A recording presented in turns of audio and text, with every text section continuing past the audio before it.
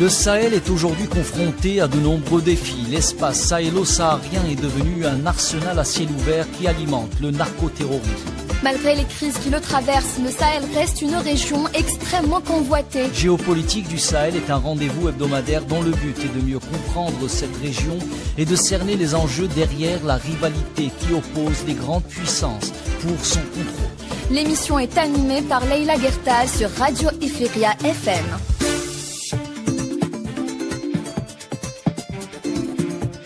Ifriqiya FM, bonjour, bienvenue à un nouveau numéro de Géopolitique du Sahel.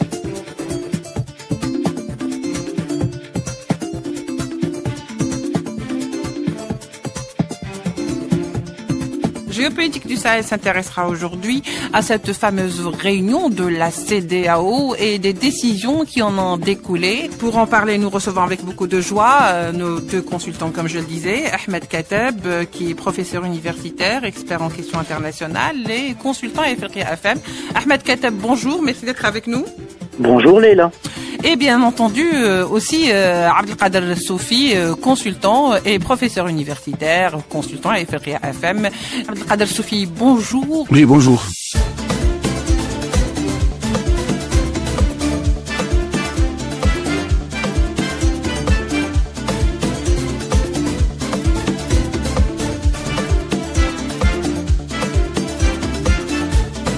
Géopolitique du Sahel sur Radio Ifriqiya FM. La CEDEAO s'est réunie le 7 juillet, Ahmed Kateb, pour discuter des modalités et peut-être revoir certaines façons de gérer les crises dans la région. On l'a vu par le passé avec ce qui s'est passé au Niger, au Burkina Faso. Alors, est-ce que cette réunion aujourd'hui est un impératif? Oui, la réunion d'Abuja est une réunion importante. Pourquoi? Parce que la CEDEAO semble faire un bilan de ces 4 années. Depuis 2020, il y a eu une succession de coups d'État au Ghana, un coup d'État, au Mali 2 coups d'État successifs, au Burkina Faso idem 2 coups d'État successifs, et enfin au Niger un coup d'État en 2023. Donc on voit que la région est sujette à une troisième vague de coups d'État, pour paraphraser un petit peu Samuel Huntington par rapport à la troisième vague de la démocratisation. Là, on est dans une sorte de reflux de la démocratie et la CEDEAO n'a pas eu comme à l'accoutumée, elle avait l'habitude de mieux gérer. Cette fois-ci, elle n'a pas eu les ressorts nécessaires pour gérer convenablement ce qui se passe dans ces 4 pays, mais on va peut-être focaliser sur les 3 pays du Sahel central, c'est-à-dire le Mali, le Burkina et le Niger. Ces derniers ont quitté fin janvier 2004 la CEDEAO et d'une manière comme l'avaient précisé leurs communiqués respectifs, c'est une question de non-retour. On quitte la CEDEAO et d'une manière irrévocable. Maintenant, il est intéressant de voir comment les pays de l'Afrique de l'Ouest vont repenser d'abord leur sécurité collective, puis leur réponse au reflux démocratique. Donc, repenser peut-être quelques mécanismes de la CEDEAO pour être plus à même à répondre efficacement à des changements non constitutionnels, comme ce fut le cas dans les pays que j'ai cités précédemment. Donc, c'est très intéressant d'observer, de voir ce que les dirigeants de ouest africains pourront tirer comme conclusion. Il y a le modèle sénégalais, qui est un modèle réussi de transition démocratique. Les dernières élections présidentielles au Sénégal ont confirmé le choix du peuple sénégalais. On attend que les transitions maliennes, burkinabées et nigériennes puissent aboutir selon un chronogramme décidé par les gouvernements en place. Ça serait intéressant également d'observer comment évoluent les mécanismes institutionnels de ce grand groupement ouest-africain. Khader Soufi, dites-nous, finalement, la CEDEAO qui s'est réunie le 7 juillet dernier, à l'ORA, a planché sur divers, dossiers qui sont très d'appoint et d'actualité, à savoir les 3 coups d'État au Burkina, au Niger, en Guinée. Alors, est-ce que aujourd'hui la CEDEAO doit revoir sa politique de gestion de crise pour tenter au maximum d'éviter des divisions dans la sous-région? Oui, au fait, je crois que cette réunion est une réaction à la réunion des 3 pays qui se sont séparés de la CEDEAO, à savoir le Niger, le Mali et le Burkina Faso, pour rappeler cela. Tout à fait. Et que le fait que ces 3 pays aient adopté une nouvelle politique, d'abord vue comme étant une politique anti-CEDEAO, car les enjeux sont énormes pour la CEDEAO et ce qui en tire profit de la CEDEAO. Oui. Et donc cela est une menace directe à la CEDEAO en tant qu'organisation économique, pour son existence, sachant que la CEDEAO est confrontée à un ensemble de problèmes. Oui. D'abord, les défections régionales, le problème de la montée de l'extrémisme et du terrorisme et la crise économique. Autant d'éléments. Et les coups d'État. On l'a dit. On l'a dit. Donc, autant d'éléments qui font peur au régime en place, et qui font surtout peur à l'organisation en tant qu'organisation, parce que derrière la CEDEAO, il y a une structure régionale qui est basée sur la Banque centrale, qui est basée sur le franc CFA, qui est basée sur des intérêts, des intérêts endogènes et exogènes, des fois des intérêts qui vont au-delà des intérêts des États eux-mêmes. Le fait que le Niger, le Mali et le Burkina Faso aient adopté cette nouvelle vision, cela représente un défi direct et une menace, qui n'est même pas cachée. Oui. Qui n'est même pas cachée. Je crois que les facteurs exogènes, notamment la France qui a beaucoup d'intérêt aussi dans cette organisation qui a été à l'origine de la création de la CEDEAO. Dans cette région. Dans cette région qui est à l'origine du franc CFA, mais surtout qui est garant. On a vu qu'à un moment, certains pays africains de l'Ouest ont voulu changer le franc CFA par une nouvelle monnaie qui ne dépendra que des pays africains, et l'interférence de la France a été palpable et visible, et que cet écu n'est autre que le franc CFA qui a repris de nouvelles couleurs.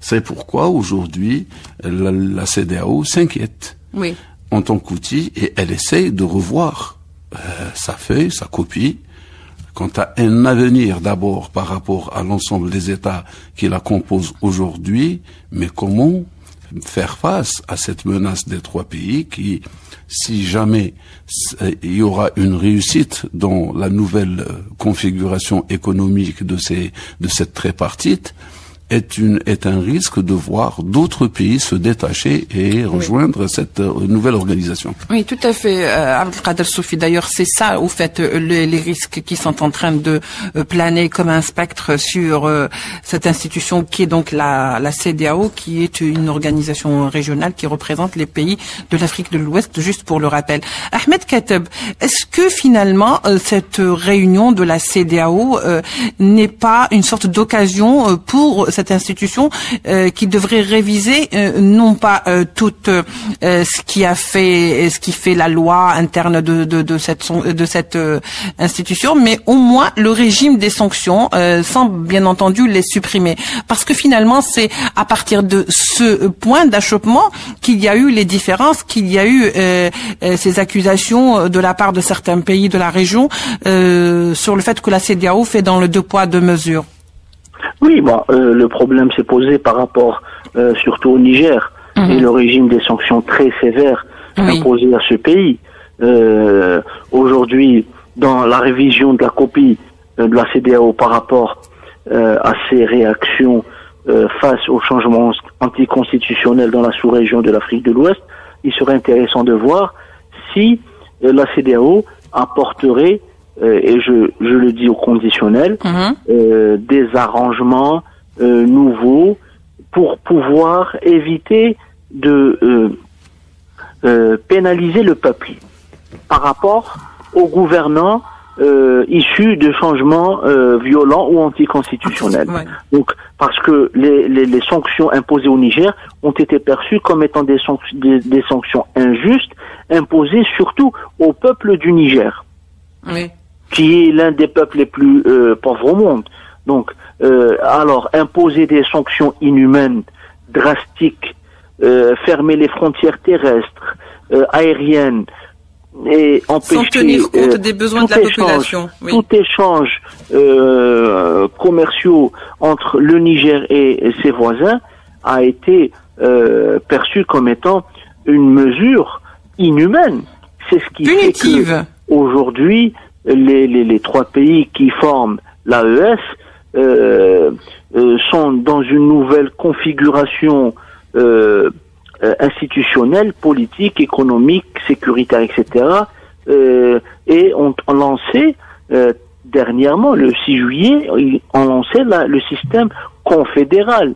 Cette confédération, est-ce qu'elle est construite à l'opposé de la CEDEAO ou c'est une confédération qui est construite pour des besoins endogènes et non pas en termes de réaction face à la CEDEAO? C'est des questions qui méritent d'être posées. Oui, tout à fait. Merci Ahmed Kateb d'avoir été avec nous. Je rappelle que vous êtes notre consultant à FRIA FM, que vous êtes également expert en questions internationales. Merci beaucoup. Merci à vous.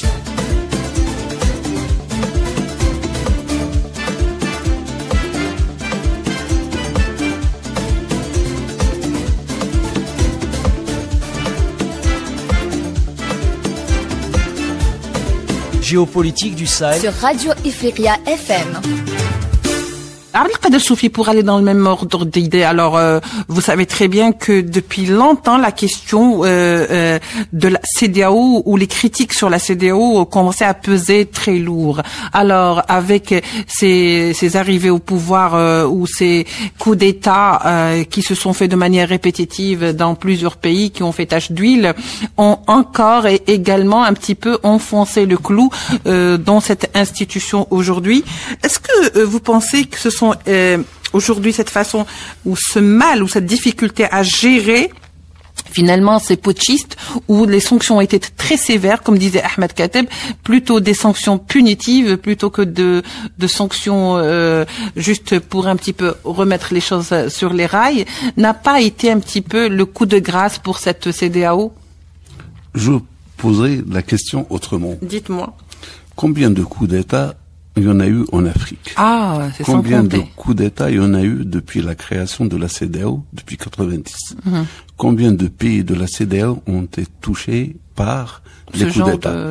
Alors, sur la quinzaine ou plus d'États, on a eu 11 pays qui ont été touchés. Oui. Et on est à quelque chose de 45 à 49, je pense, coups d'État. Et jamais au grand jamais, le problème du putsch ou du coup d'État n'a pris une dimension politico-médiatique autant que celle qui a été prise envers le Niger, le Mali, le Burkina Faso. Pourquoi la CEDEAO, qui a été créée en tant qu'organisation économique et qu'elle a été dotée beaucoup plus tard d'un instrument de régulation sécuritaire, n'a jamais été utilisé que lors de cette période-là. La grande artillerie, Soufi. Autant de questions à se poser que dire que moi, en définitive, la CEDEAO, dans sa configuration actuelle, n'est autre qu'un instrument qui a été créée et montée de toutes pièces pour mettre à mal les pays de la région. Ben oui, parce que ça n'en profite pas réellement. Et à chaque fois que les pays africains ont essayé et ont tenté de récupérer justement les avantages de cette organisation, eh ben, ils n'ont rien pu en avoir. Vous savez que, je vais vous donner deux exemples. Oui. Un pays membre de la CEDEAO, donc les rentrées d'argent annuelles, donc son PIB, il est donc toutes ces rentrées sont mis à la Banque centrale. Et ils n'en bénéficieront que de 10% de toute cette manne financière. Si un des pays a besoin d'une rallonge d'un peu plus d'argent, la Banque centrale donc lui accorde un prêt de son argent avec un taux d'intérêt. De son propre argent. De son propre argent. Ensuite, c'est peut-être aussi ça qu'il faut revoir. Ben oui, c'est une urgence au fait. Exactement. Donc cela a permis à la banque de s'enrichir, mais au pays de rester toujours pauvre, voilà, de s'appauvrir davantage pour certains. Au fond du gouffre, oui. de l'abîme. Ensuite, ces pays africains qui ont la ressource humaine, la main-d'œuvre, et qui ont la matière première, mais qui n'ont pas la technologie, qui n'ont pas les moyens matériels et qui n'ont pas les moyens, j'allais dire, les cerveaux. Donc ceux-là sont tous les cerveaux sont en fuite. Donc ceux-là, ces pays-là sont confrontés à ce dilemme. Donc ils seront obligés d'emprunter à la Banque mondiale ou à un tierce. S'endetter chaque fois. Et pour permettre à une multinationale d'exploiter ces biens-là à des taux d'intérêt avantageux pour les multinationales, et que les multinationales ou les entreprises qui exploitent en tirent bien sûr profit parce qu'ils ne sont pas endettés. Mais ces pays-là vont, donc en exploitant leurs propres biens, ils vont s'endetter davantage parce qu'ils seront obligés de rendre la dette, l'intérêt de la dette, et ils rentrent dans un processus très vicieux duquel ils ne ressortent jamais. Donc la CEDEAO, si elle est là, elle devrait se pencher sur ce phénomène-là, sur cette question-là.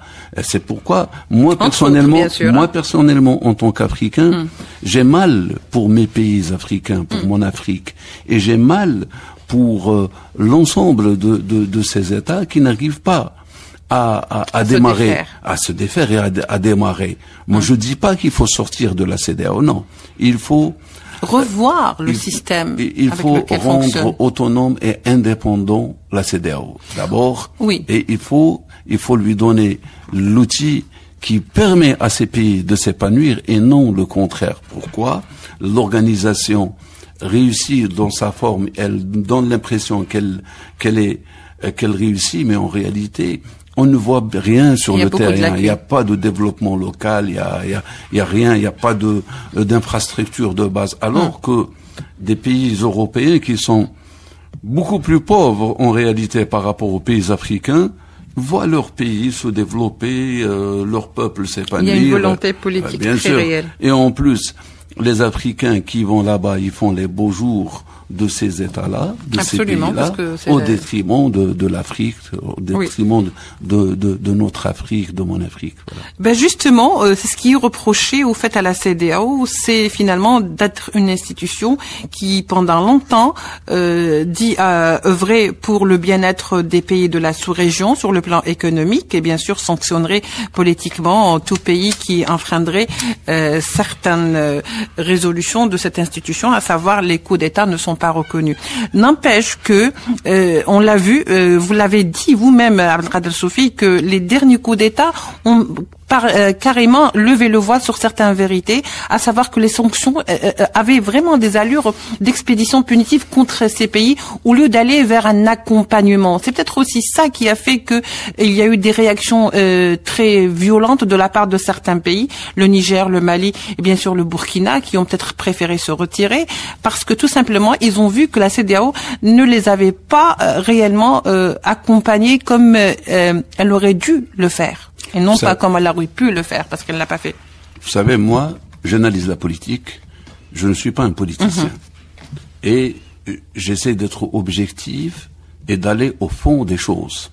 Autant de choses à reprocher à la CEDEAO, il y en a autant de choses à reprocher aux trois pays. Bien sûr, car tout à fait. Je vais vous dire aussi... L'objectivité est de mise. Parce que le Niger, le Mali et le Tchad se sont défaits, j'allais dire, de l'accord du colonialisme économique qui a été longtemps le problème et la source du mal dans ces pays-là.